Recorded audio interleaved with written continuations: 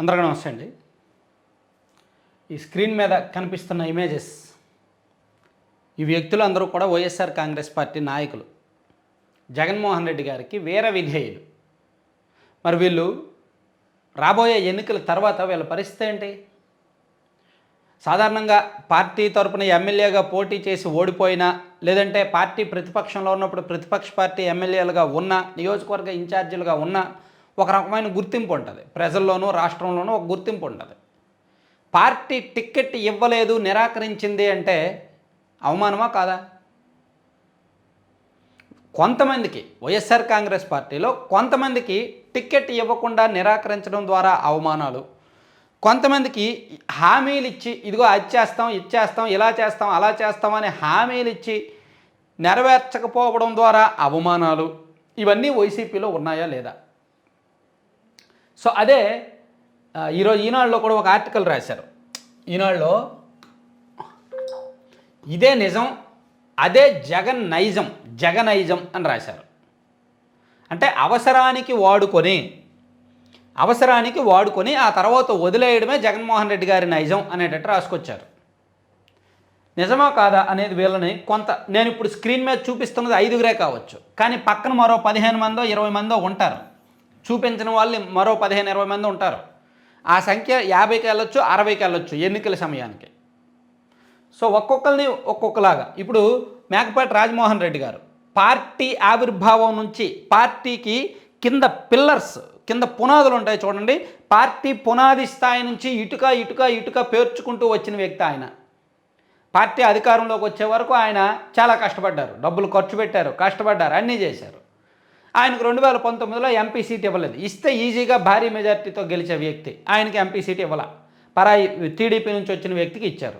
పోనీ ఈయనకి ఏమైనా పార్టీలో సముచిత గౌరవం ఇచ్చారా? ఇవ్వాల. టీటీడీ చైర్మన్ ఇవ్వలేదు, వాళ్ళ కుటుంబానికి గౌతమ్ రెడ్డి గారు మరణం తర్వాత మంత్రి పదవి ఇవ్వలేదు. సో అలా మేకపాటి రాజమోహన్ రెడ్డి గారికి ఆయన ఫ్యామిలీకి కొంత అవమానం జరిగింది అనే అసంతృప్తి అయితే ఆయన వర్గంలో ఉంది. నెల్లూరు జిల్లాలో సగం నియోజకవర్గాలను ఒంటి చేతితో డీల్ చేయగలడు ఆయన. అంత సీనియారిటీ ఉంది, మంచి పేరు ఉంది, బ్రాండ్ ఇమేజ్ ఉంది. అటువంటిది ఇప్పుడు సైలెంట్ అయిపోయారు. పార్టీ అంటే బయట విమర్శించలేక, బయటకు మాట్లాడలేక సైలెంట్గా అంతర్గతంగా కొంత ఆవేదనలో ఉన్నారు. అంటే ఒక రకంగా పార్టీకి మొదటి నుంచే ఆయన పనిచేసి చేసి చివరికి అవమానకర రీతిలో రాజకీయాల నుంచి తప్పుకునే వయసుకు వచ్చేసారు. తర్వాత ఆళ్ల రామకృష్ణారెడ్డి గారు, సరే ఆళ్ల రామకృష్ణారెడ్డి గారి విషయం పక్కన పెడదాం. మోపిదేవి వెంకటరమణ గారు, ఈయన కూడా అంతే. పార్టీ ఆవిర్భావం నుంచి కూడా పనిచేశారు. బీసీ సామాజిక వర్గానికి, బలమైన సామాజిక వర్గానికి చెందిన వ్యక్తి. పార్టీ ఆవిర్భావం నుంచి పార్టీ కోసం పనిచేశారు, పునాది స్థాయి నుంచి పార్టీ కోసం పనిచేశారు.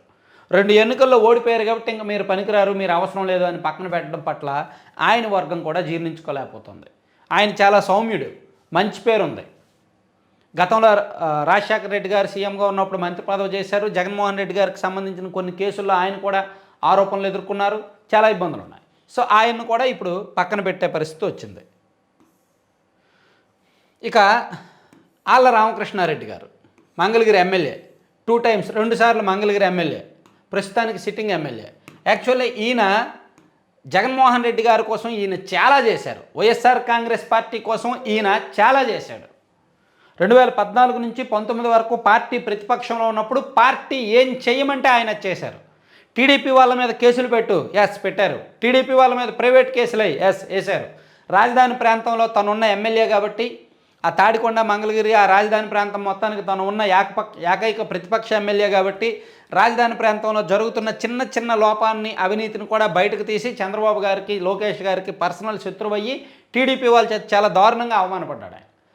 పోనీ ఆయన ఎంతో చేశాడు పార్టీ కోసం, ఆయనకు కూడా ఇప్పుడు సీట్ లేదు అని చెప్పారు.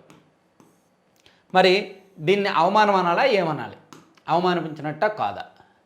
ఇక మనం మరోసారి చెప్పుకోవాల్సిన వ్యక్తి టీజేఆర్ సుధాకర్ బాబు గారు, సంతనూతలపాడు ఎమ్మెల్యే. దాదాపుగా గత 25 ఏళ్ల నుంచి రాజకీయాల్లో ఉన్నారు. గతంలో యూత్ కాంగ్రెస్ ప్రెసిడెంట్గా, యూత్ కాంగ్రెస్లో కూడా కొన్ని పదవులు చేశారు. వైసీపీ ఆవిర్భావం తర్వాత పార్టీలో కీలకంగా పనిచేశారు.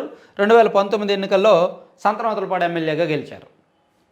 విషయ పరిజ్ఞానం బాగానే ఉంది, సబ్జెక్ట్ ఉంది, ఏదైనా సబ్జెక్ట్ మీద పార్టీ వాయిస్ బలంగా వినిపించగలరు. అసెంబ్లీలో కానీ అసెంబ్లీ బయట కానీ కమ్యూనల్ వాయిస్ పార్టీ వాయిస్ బలంగా వినిపించగల నాయకుడు. సో ఆయన పనితీరు బాగోలేదు అనిపించింది. సో పనితీరు బాగోలేనప్పుడు ఒకసారి పిలిపించి మాట్లాడి సెట్ చేస్తే బాగుంటుంది. ఈ ఒక సో ఆయన కూడా అవమానకర రీతిలో పక్కన పెట్టారు. ఇప్పుడు సీటు కూడా ఎక్కడ ఇవ్వాల.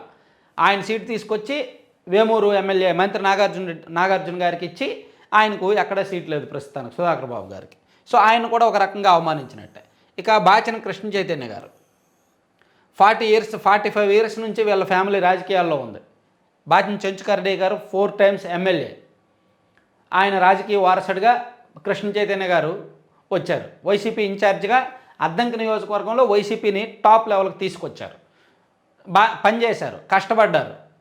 సో ఆయన్ను అవమానకర రీతిలో చివరకు టికెట్ లేదు అని చెప్పారు. సో ఇలా వీళ్ళందరినీ చూస్తే ఈనాడు రాసింది నిజమేనా అనిపిస్తుందా లేదా ఒకసారి ఆలోచించండి. వీళ్ళే కాదు, ఇంకా రాబోయేది టైం ఉంది. సో ఇంకా వైసీపీ బాధితులుగా ఇంకా ఎంతమంది మారతారు అనేది క్వశ్చన్ మార్క్. వైసీపీ బాధితులుగా ఇంకా చాలామంది మారబోతున్నారు, చాలామందికి టికెట్ నిరాకరిస్తారు అనేది రాజకీయ వర్గాల్లో జరుగుతున్న చర్చ. Thank you.